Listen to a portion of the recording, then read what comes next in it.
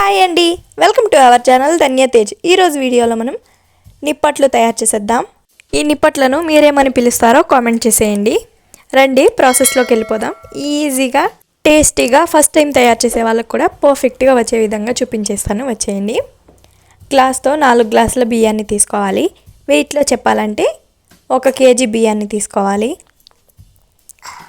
బియ్యాన్ని కొలుచుకొని ఒక పాత్రలో వేసుకున్న తర్వాత బియ్యం మునిగే విధంగా నీళ్ళను వేసుకొని 2 సార్లు శుభ్రంగా కడగాలి.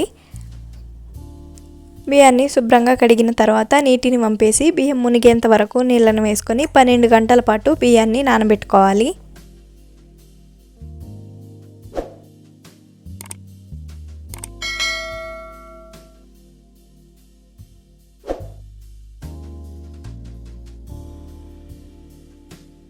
పన్నెండు గంటల తర్వాత ఒక చిల్లులు గిన్నె పెట్టుకొని బియ్యాన్ని స్ట్రెయిన్ చేసుకుని వాటర్ని సపరేట్ చేసుకోవాలి. స్ట్రెయిన్ చేసుకున్న తర్వాత 2 గంటల పాటు పక్కన ఉంచుకోవాలి.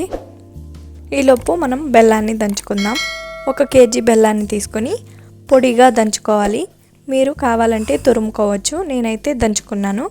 వీడియోలో చూపిస్తున్న విధంగా దంచుకున్న బెల్లం మొత్తాన్ని ఒక ప్లేట్లోకి తీసుకొని పక్కన ఉంచుకోవాలి.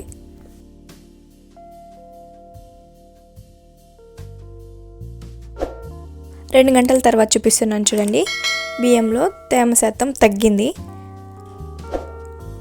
ఈ టైంలో బియ్యాన్ని కొద్దిగా మిక్సర్ జార్లోకి వేసుకొని గ్రైండ్ చేసుకోవాలి. గ్రైండ్ చేసుకున్న బియ్యాన్ని జల్లెడలో వేసుకొని జల్లించుకోవాలి. జల్లించుకున్న తర్వాత మిగిలిన బియ్యాన్ని మళ్ళీ మిక్సర్ జార్లో వేసుకొని మరి కాస్త బియ్యాన్ని యాడ్ చేసుకుని గ్రైండ్ చేసుకొని జల్లించుకోవాలి. పిండి జల్లించుకున్న తర్వాత పిండి ఆరిపోకుండా చేతితో ప్రెస్ చేసుకోవాలి.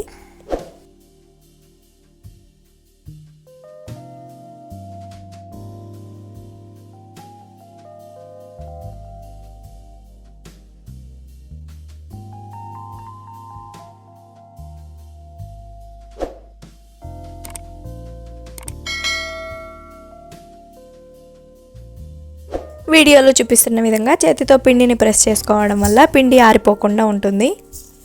ఇదే విధంగా మొత్తం బియ్యాన్ని గ్రైండ్ చేసుకుంటూ మధ్య మధ్యలో చేతితో ప్రెస్ చేసుకుంటూ బియ్యం మొత్తాన్ని గ్రైండ్ చేసుకుని జల్లించుకోవాలి. మొత్తం పిండిని జల్లించుకున్న తర్వాత ఒకసారి చేతితో పిండి మొత్తాన్ని వీడియోలో చూపించిన విధంగా ప్రెస్ చేసుకుని పక్కన ఉంచుకోవాలి.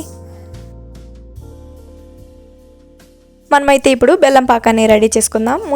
మనం ముందుగా దంచుకున్న బెల్లాన్ని అడుగు లోతుగా ఉన్న ఏదైనా పాత్రను తీసుకొని అందులో వేసుకొని 1/2 కప్పు నీళ్ళను వేసుకోవాలి. మీరు మొదటిసారి చేసే వాళ్ళైతే 1 కప్పు దాకా నీళ్ళను తీసుకొని గ్యాస్ ఆన్ చేసుకుని ఫ్లేమ్ని మీడియం టు హై ఫ్లేమ్లో అడ్జస్ట్ చేసుకుంటూ పాకం వచ్చేంత వరకు ఉడికించుకోవాలి. మధ్య మధ్యలో పాకాన్ని చెక్ చేసుకుంటూ ఉండాలి. ఐస్ వాటర్ తీసుకుంటే ఈజీగా చెక్ చేసుకోవచ్చండి, రూమ్ టెంపరేచర్ వాటర్ కన్నా. ఐస్ వాటర్లో వేసుకొని చూడండి, ఈ పాకం వచ్చేంత వరకు పాకాన్ని ఉడికించుకోవాలి. ఈ విధంగా స్మూత్ పాకం వస్తే సరిపోతుంది. కడాయిని దించి పక్కన ఉంచుకొని మనం ముందుగా గ్రైండ్ చేసుకున్న బియ్యం పిండిని కొద్దిగా వేసుకుంటూ ఉండలు లేకుండా గరిటె సహాయంతో కానీ లేదా నేనైతే పప్పు గుత్తి కర్ర సహాయంతో చేస్తున్నాను. పప్పు గుత్తి కర్ర సహాయంతో కానీ ఉండలు లేకుండా పిండి మొత్తం పాకం కలిసే విధంగా బాగా కలుపుకోవాలి. చక్కెర యాలకులు వేసి గ్రైండ్ చేసుకున్న పొడిని 2 టేబుల్ స్పూన్స్ వేసుకోవాలి.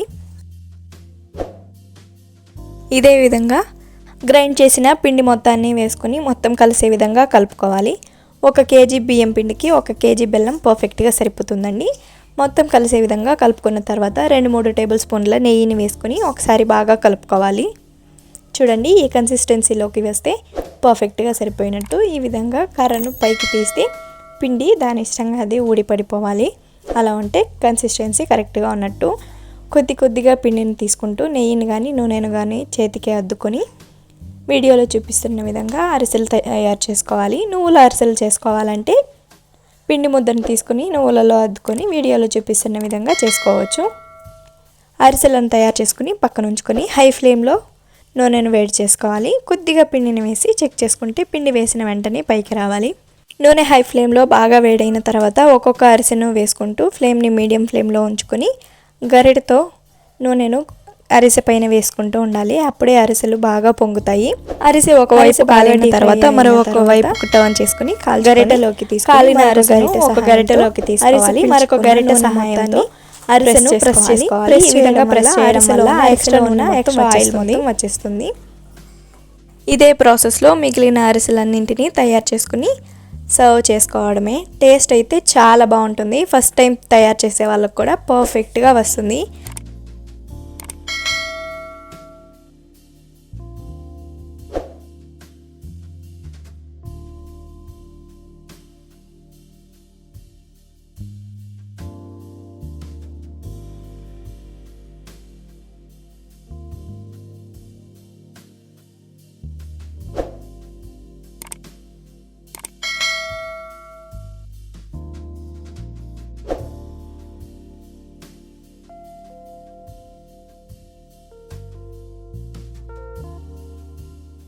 వంట రాని వాళ్ళు కూడా ఈజీగా చేసేయచ్చు.